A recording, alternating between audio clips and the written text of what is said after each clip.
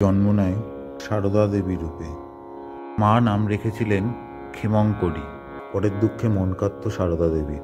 সারদা দেবীর বাবা বলতেন, বাড়ির সবাই খিচুড়ি খাবে, কিন্তু সারদার জন্য যেন দুটো ভালো চালের ভাত হয়।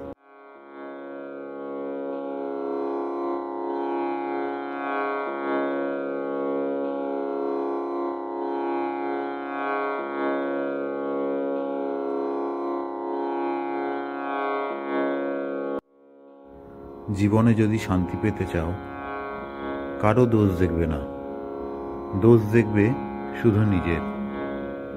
হ্যাঁ, আপনারা ঠিকই ধরেছেন, এটি সারদা মায়ের একটি অন্যতম বাণী।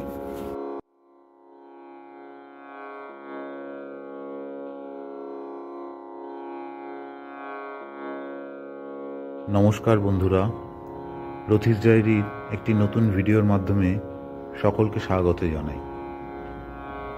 আশা করি আপনারা সকলে ভালো আছেন।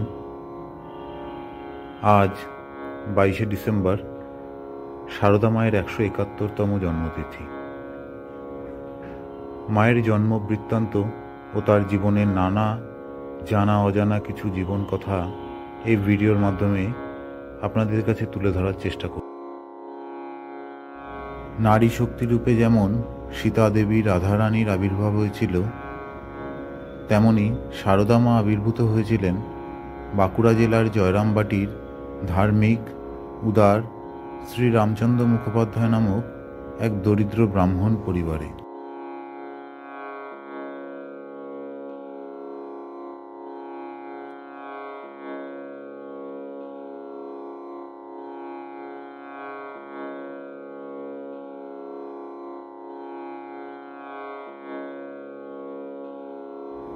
একবার সারদা দেবীর মা শ্যামাসুন্দরী দেবী ঠাকুর দেখে ফেরার সময় তার হঠাৎই শৌচের প্রয়োজন এসে পড়ে।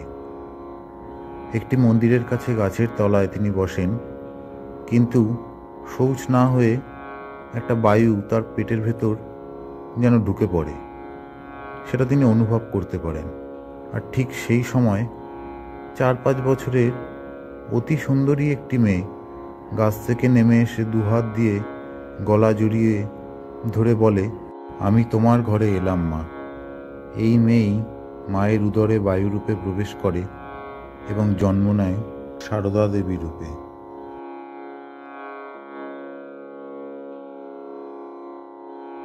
(1853 সালের 22শে ডিসেম্বর, বাংলার 1260 8ই পৌষ বৃহস্পতিবার কৃষ্ণা পঞ্চমী তিথিতে শ্যামসুন্দরী দেবীর কোল আলো করে অবতীর্ণ হন সারদা দেবী।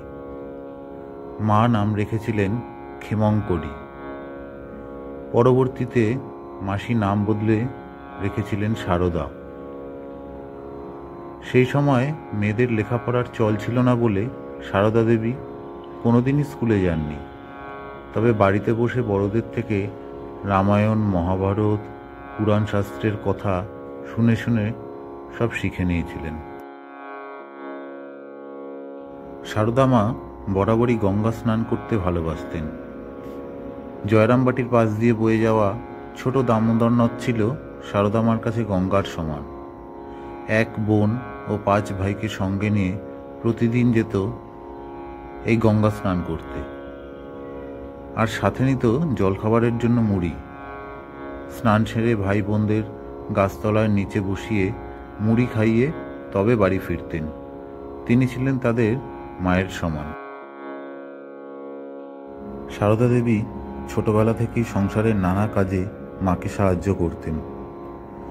গরিবের সংসার আর বাড়িতে ছিল গরু, তাই ছোট্ট সারদাকে জলে নেমে ঘাসের আটিকে কেটে নিয়ে আসতে হতো গরুদের খাওয়ানোর জন্য। সেই সময় তিনি দেখতেন তারই বয়সী একটি মেয়ে তার সাথে সাথে এই কাজে সাহায্য করছে। শুধু তাই না, এই মেয়েটি তার সাথে খেলাও করত, আমোদ আহ্লাদ করত, আবার কোথায় যেন হারিয়েও যেত। আসলে সেই সময় মানুষের মন এত পবিত্র ছিল যে দেবতাও মানুষের মধ্যে একটা একাত্মতা গড়ে উঠত। সারদা দেবীর জীবনে এরকম ধরনের ঘটনা একাধিকবার ঘটেছে বলে জানা যায়। সারদা মায়ের কথা আরেকটু এগোনোর আগে একটা ঘটনা শেয়ার করি। শোনা যায় দেবতারা একবার অসুরদের কাছে হেরে গিয়ে হিমালয়ে বসে জগন্মাতার কৃপা পাওয়ার জন্য ধ্যান করছিলেন। সেই সময় দেবী পার্বতী এক নারী রূপে তাদের কাছে এসে জিজ্ঞাসা করেন, তোমরা কার ধ্যান করছো? দেবতারা তার উত্তর না দিলে দেবী নিজের রূপে আসেন এবং বলেন, তোমরা আমারই ধ্যান করছো।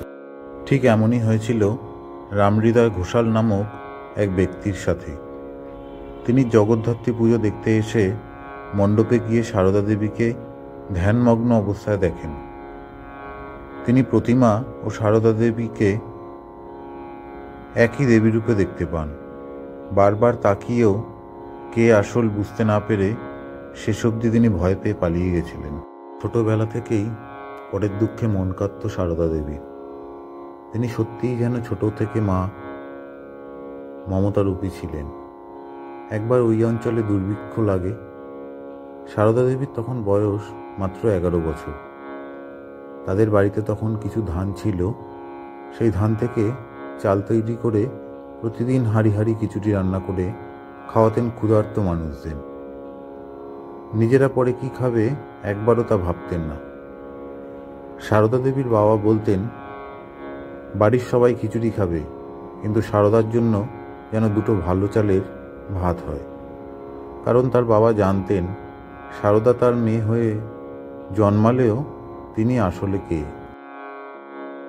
সারদা দেবীর বিয়ে হয় মাত্র 5 বছর বয়সে শ্রী রামকৃষ্ণের সঙ্গে। রামকৃষ্ণদেবের তখন বয়স ছিল 23-24 বছর। বিয়ের আগের একটি মজার ঘটনা আপনাদের বলি। জয়রামবাটির শিউরি গ্রামে প্রতি বছর একটি উৎসব হয়। বহু গ্রামের লোক সেখানে আসে। একবার সেখানে শ্রী রামকৃষ্ণদেবও গেছিলেন। সেই উৎসবে সারদা দেবী মায়ের কোলে বসে আসরে গান শুনছিলেন। এক মহিলা তাকে হেসে জিজ্ঞাসা করেন, তুই কাকে বিয়ে করবি? সারদা দেবী হাত তুলে রামকৃষ্ণকে দেখিয়েছিলেন। এরকম আরও অনেক জানা অজানা ঘটনা রয়েছে সারদা মাকে ঘিরে। যদি ভিডিওটি ভালো লাগে তাহলে আপনারা অবশ্যই আপনাদের মূল্যবান মতামত কমেন্ট বক্সে দিয়ে আমাদের উদ্বুদ্ধ করবেন, যাতে আমরা পরবর্তী সময়ে সারদা মাকে নিয়ে আরও কিছু ঘটনা আপনাদের সামনে আরেকটি ভিডিওর মাধ্যমে উপস্থাপন করতে পারি। নতুন ভিডিওর নোটিফিকেশান সবার প্রথম পেতে চ্যানেলটিকে সাবস্ক্রাইব করে বেল আইকনে অল অপশানটা ক্লিক করে দিতে কিন্তু ভুলবেন না।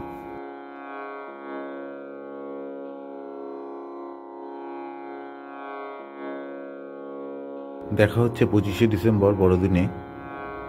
ভালো থাকবেন।